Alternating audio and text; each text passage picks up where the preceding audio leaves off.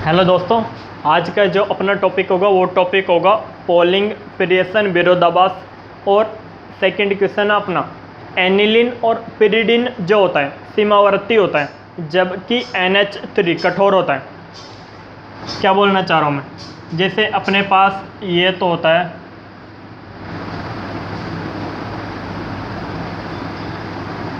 Aniline, ठीक है।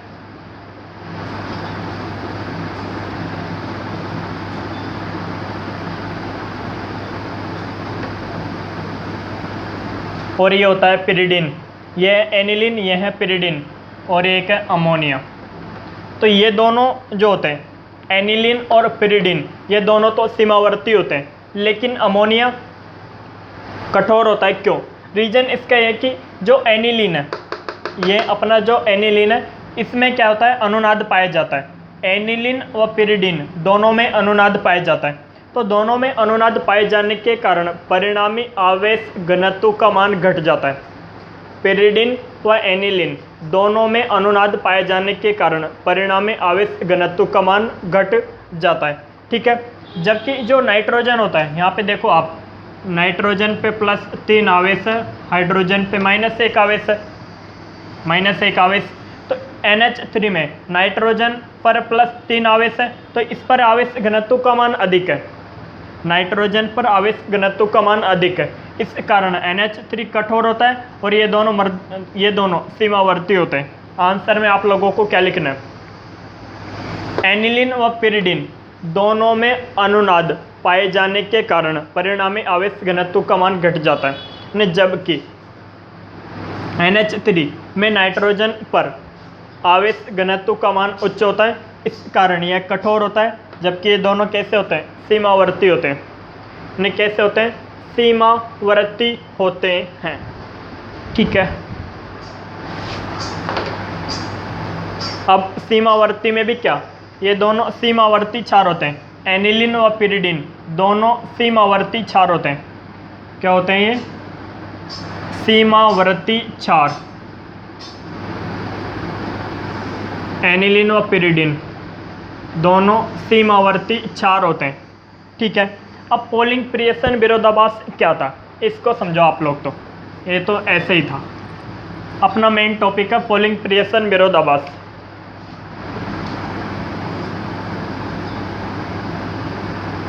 Polling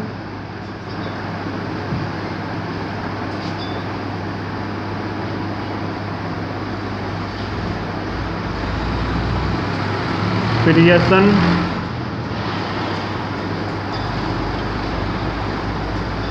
विरोधाभास। अब पोलिंग क्या कहता है, पोलिंग के अनुसार जैसे कोई दो परमाणु है, यदि इन दोनों परमाणुओं के बीच विद्युत ऋणता का जितना अधिक अंतर होगा, पोलिंग के अनुसार समझो बात को। पोलिंग क्या कहता है कि जैसे अपने पास कोई दो परमाणु A और B दो परमाणु हैं, इनके बीच ये बंध बना हुआ है। यदि A और B परमाणु के बीच विद्युत ऋणता का अंतर अधिक होगा, विद्युत ऋणता का अंतर अधिक होगा, तो इनके बीच ये जो बॉन्ड बनेगा, ये बॉन्ड प्रबल होगा, मजबूत बंध बनेगा। कैसा बंध होगा, मजबूत बंध होगा। अब इस मजबूत बंध को तोड़ने के लिए अधिक ऊर्जा की आवश्यकता होगी। इस मजबूत बंध को तोड़ने के लिए अधिक ऊर्जा की आवश्यकता होगी, अतः ये स्टेबल अधिक होगा, ये अधिक स्टेबल होगा। नहीं समझ में आए, देखो जैसे अपने पास कोई दो परमाणु है, एक तो है A और B और एक है C और D। देखो अब A और B के बीच विद्युत ऋणता का अंतर अधिक है, A और B के बीच में विद्युत ऋणता का अंतर अधिक है, और C और D के बीच में विद्युत ऋणता का अंतर कम है। तो इनके बीच जो बनने वाला बंध होगा दुर्बल होगा और इसके बीच बनने वाला बंध प्रबल होगा। अतः इस बंध को तोड़ने के लिए अधिक एनर्जी की आवश्यकता होगी, ज़्यादा एनर्जी देनी पड़ेगी, और इस बंध को तोड़ने के लिए कम एनर्जी देनी पड़ेगी, कम ऊर्जा देनी पड़ेगी। अतः ये यौगिक स्थायी होगा और ये यौगिक कम स्थायी होगा। यह यौगिक अधिक स्थायी होगा और यह यौगिक कम स्थायी होगा।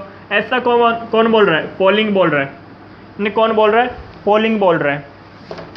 देखो मैं दो यौगिक ले रहा हूँ, एक तो मैंने ले लिया सीजियम फ्लोराइड और एक ले लिया सीजियम आयोडाइड। देखो, फ्लोरीन की विद्युत ऋणता अधिक होती है और आयोडीन की विद्युत ऋणता कम होती है, तो इन दोनों के बीच विद्युत ऋणताओं का अंतर अधिक होता है। इन दोनों के बीच विद्युत ऋणताओं का अंतर अधिक होता है और इन दोनों के बीच विद्युत ऋणताओं का अंतर कम होता है। अतः पोलिंग के अनुसार ये बंध प्रबल बंध बनेगा इनके बीच में, और इनके बीच बनने वाला बंध दुर्बल होगा। अतः इस बंध को तोड़ने के लिए अधिक ऊर्जा की आवश्यकता होगी और इस बंध को तोड़ने के लिए कम ऊर्जा की आवश्यकता होगी। अतः पोलिंग के अनुसार ये यौगिक अधिक स्थायी होगा और ये यौगिक कम स्थायी होगा। कौन कह रहा है? पोलिंग कह रहा है। यह यौगिक अधिक स्थायी होगा और यह यौगिक कम स्थायी होगा। अतः पोलिंग के अनुसार निम्न अभिक्रिया होनी चाहिए। क्या अभिक्रिया होनी चाहिए? जैसे caesium iodide plus lithium fluoride आपस में अभिक्रिया करके caesium fluoride plus lithium iodide का निर्माण करते हैं।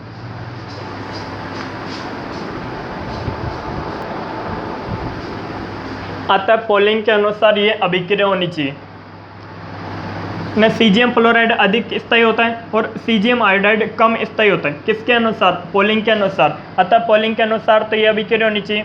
सीजियम आयोडाइड तथा लिथियम फ्लोराइड मिलकर caesium fluoride plus lithium iodide का निर्माण करते हैं। लिथियम आयोडाइड का निर्माण करते हैं। एक चीज़ बताओ, ये जो सीजियम होता है ये सॉफ्ट होता है, आयोडाइड भी सॉफ्ट होता है, लिथियम हार्ड होता है और ये फ्लोरीन भी हार्ड होता है। ये कैसा होता है? सॉफ्ट होता है, ये हार्ड होता है और ये हार्ड होता है और ये सॉफ्ट होता है। तो पोलिंग के अनुसार तो ये अभिक्रिया होनी चाहिए, लेकिन ये जो अभिक्रिया होती है ये प्रकृति में संपन्न नहीं होती है। यह अभिक्रिया प्रकृति में संपन्न नहीं होती, इसकी विपरीत अभिक्रिया प्रकृति में संपन्न होती है। यह जो अभिक्रिया है यह प्रकृति में संपन्न नहीं होती, इसकी विपरीत अभिक्रिया प्रकृति में संपन्न होती है। विपरीत अभिक्रिया कौन सी है? देखो, सीजियम फ्लोराइड की अभिक्रिया कराते हैं लिथियम आयोडाइड से। यहाँ पे क्या था? सीजियम आयोडाइड की अभिक्रिया लिथियम फ्लोराइड से करा रहे थे, यहाँ पे सीजियम फ्लोराइड की अभिक्रिया लिथियम आयोडाइड से करा रहे हैं। तो क्या बन रहा है?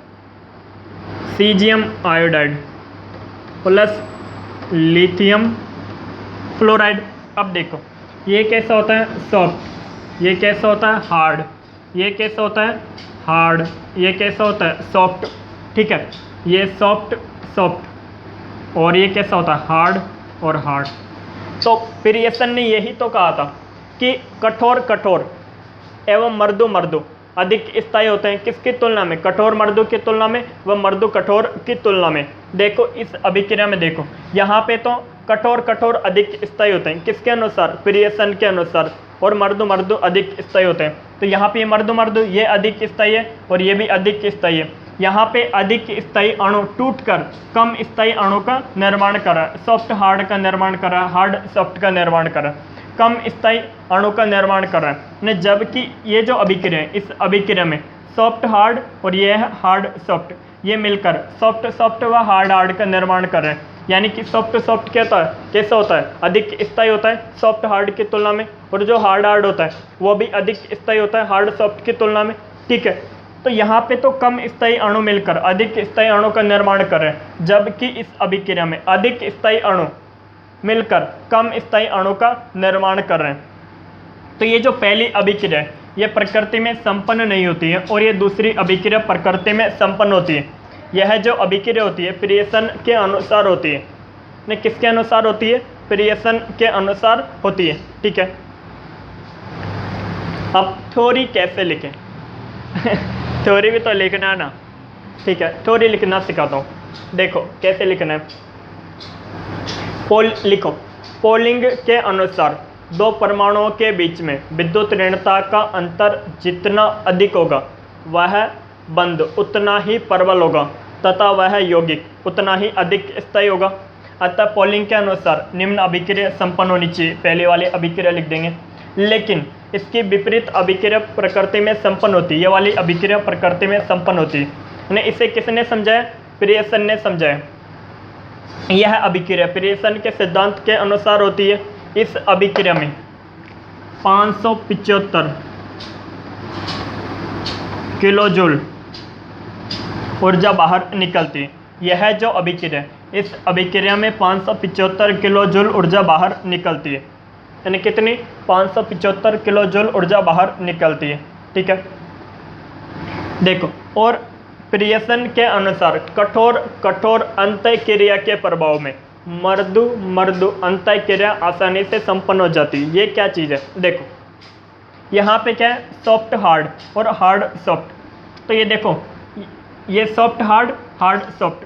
प्रियसन क्या कहता है कि सॉफ्ट के साथ जोड़ना चाहता है, हार्ड के साथ जोड़ना चाहता है। क्यों जोड़ना चाहता है? क्योंकि प्रत्येक अणु एक स्थायी यौगिक का निर्माण करना चाहता है।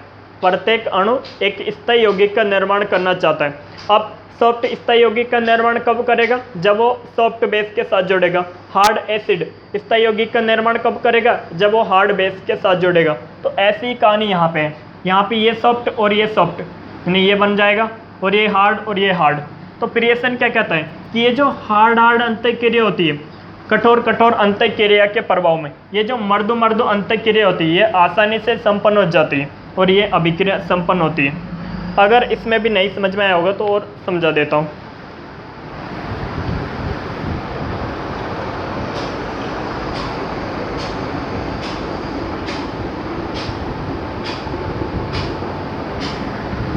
ठीक है, एक एग्जाम्पल और है इसका।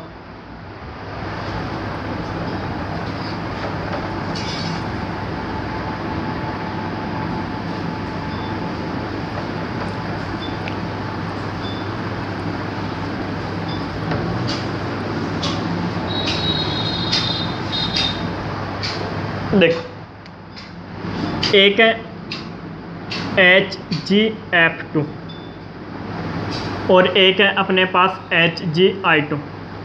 देखो, फ्लोरीन की विद्युत ऋणता अधिक होती है, आयोडीन की विद्युत ऋणता कम होती है। अतः इन दोनों के बीच में विद्युत ऋणताओं का अंतर अधिक होता है, इन दोनों के बीच में विद्युत ऋणताओं का अंतर कम होता है। ठीक है, विद्युत ऋणताओं का अंतर कम होता है। अब ये समझ में नहीं आ रहा होगा कि जैसे सपोज 5 मिनट के लिए फ्लोरीन की विद्युत ऋणता मान लेते हैं 10 और आयोडीन की विद्युत ऋणता मान लेता हूँ 7 और इसकी विद्युत ऋणता मरकरी की विद्युत ऋणता मान लेता हूँ थोड़ी देर के लिए 6। कितनी मान ली? 6। अब इन दोनों के बीच विद्युत ऋणताओं का अंतर देखूंगा तो इन दोनों, इसके लिए तो आएगा 4। कितना आएगा? 4। 10 में से 6 को घटाऊंगा तो 4। यहाँ पे देखूंगा 7 में से, जैसे 7 में से 6 को घटाऊंगा तो 1 आएगा। तो इन दोनों के बीच में विद्युत ऋणताओं का अंतर अधिक आया है और इन दोनों के बीच में विद्युत ऋणताओं का अंतर कम आया है। अब इन दोनों के बीच विद्युत ऋणताओं का अंतर अधिक होता है, तो ये जो मरकरी और ये फ्लोरीन होता है, इन दोनों के बीच में जो बॉन्ड बनता है वो मजबूत बंध बनता है। ने कैसा बंध बनता है? मजबूत बंध बनता है। ये कौन कह रहा है? पॉलिंग कह रहा है। कौन कह रहा है? पॉलिंग कह रहा है। आता है पॉलिंग के अनुसार HgF2 HgI2 की तुलना में अधिक स्थायी होता है। HgF2 HgI2 की तुलना में अधिक स्थायी होता है। अतः इस बंध को तोड़ने के लिए अधिक ऊर्जा की आवश्यकता होगी। इस बंध की तुलना में होगी? नहीं होगी? होगी, क्योंकि ये मजबूत बॉन्ड है। अतः पॉलिंग के अनुसार निम्न अभिक्रिया संपन्न होनी चाहिए। कौन सी अभिक्रिया भाई? पॉलिंग के अनुसार कौन सी अभिक्रिया संपन्न होनी चाहिए देखते हैं।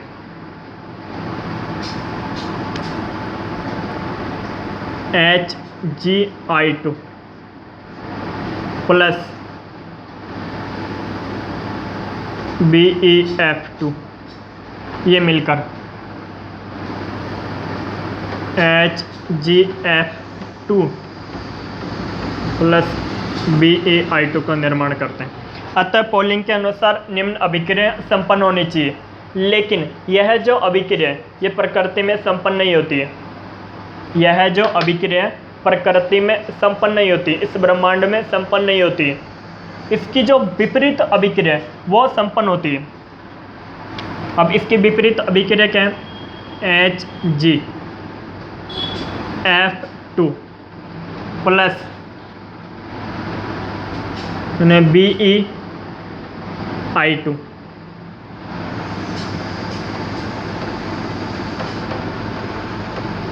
HgI2 plus BeF। ठीक है, अब पॉलिंग से अब पोलिंग ने तो बता दिया कि ये प्रकृति में संपन्न होनी चाहिए, लेकिन ये प्रकृति में संपन्न नहीं होती, बल्कि इसकी विपरीत अभिक्रिया ये प्रकृति में संपन्न होती है। अब पोलिंग से पूछा गया भाई ये तो प्रकृति में संपन्न ही नहीं हो रही। अब पोलिंग आगे इसका कोई जवाब नहीं दे पाया। फिर प्रियसन से पूछा गया कि ये प्रकृति में संपन्न क्यों नहीं हो रही और अभी ये प्रकृति में ही संपन्न क्यों हो रही है। तो पोलिंग ने इसका जवाब दिया, ये जैसे ये Hg ये सॉफ्ट होता है, ये सॉफ्ट होता है, ये Be+2 ये हार्ड होता है और फ्लोरीन भी हार्ड होता है। ठीक है, ये सॉफ्ट होता है और ये हार्ड होता है, ये हार्ड होता है और ये सॉफ्ट होता है। तो प्रियसन ने इसका जवाब दिया कि यहाँ पे जो सॉफ्ट अधिक स्थायी है, हार्ड अधिक स्थायी है, अधिक स्थायी अणु टूटकर कम स्थायी अणु बना रहे हैं, जबकि कोई भी अभिक्रिया यानी कम स्थायी से अधिक स्थायित्व को प्राप्त करने के लिए ही संपन्न होती है। कोई भी अणु स्थायित्व प्राप्त करना चाहता है, कोई भी अभिक्रिया क्यों संपन्न होती है, ताकि वो एक स्टेबिलिटी को प्राप्त कर सके, एक स्थायित्व को प्राप्त कर सके। ये जो प्रकृति में जितनी अभिक्रिया है ये सभी स्थायी अभिक्रिया है। कैसी अभिक्रिया? स्थायी अभिक्रिया। यहाँ पे तो स्थायी अणु टूटकर अस्थायी अणुओं का निर्माण कर रहा है। किसका निर्माण कर रहा है? अस्थायी अणुओं का निर्माण कर रहा है। ने जबकि इसमें देखो ये सॉफ्ट, ये हार्ड, ये सॉफ्ट। अब ये देखो ये सॉफ्ट इस सॉफ्ट के साथ जुड़ गया, ये हार्ड इस हार्ड के साथ जुड़ गया। अब ये कम स्थायी है, ये कम स्थायी है। अब ये दोनों अधिक स्थायी का निर्माण कर रहे हैं। ने किसका निर्माण कर रहे हैं? अधिक स्थायी का निर्माण कर रहे हैं। ने कम स्थायी मिलकर आपस में अधिक स्थायी अणु का निर्माण कर रहे हैं। अतः ये अभिक्रिया तो संपन्न होती है और ये अभिक्रिया संपन्न नहीं होती। इस अभिक्रिया में 1262 किलो जूल ऊर्जा बाहर निकलती है। इस अभिक्रिया में 1262 किलो जूल ऊर्जा बाहर निकलती है। ठीक है, आज के लिए बस इतना ही, बाकी कल मिलते हैं।